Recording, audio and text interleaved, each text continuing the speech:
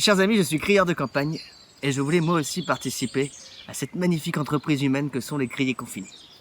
Malheureusement, je vis un petit peu seul, loin de toute humanité, et je n'ai accès à personne, pour ainsi dire. En revanche, j'ai accès à de splendides lieux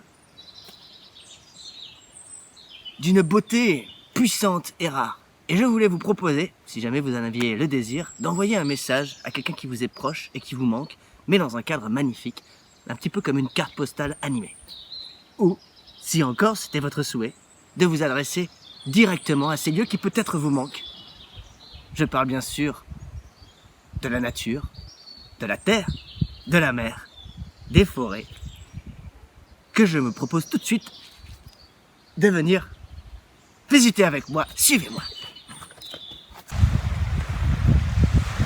Exemple, Gwendoline, nous te donnons rendez-vous aux prochaines vacances.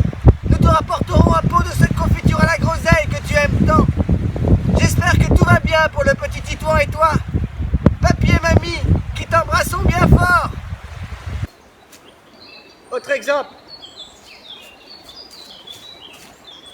Franck, mes jours sont vides et mes nuits sont longues. Longues comme ton sexe qui me fait tant défaut. Ton bibadum d'amour. Autre exemple. Ô arbre remarquable, toi qui communiques avec toute chose, par tes racines, tes feuilles innombrables et les petits champignons, sache que nous les humains, vous faisons de la place à toi et tes copains de la nature. Profitez-en et butez-nous la gueule.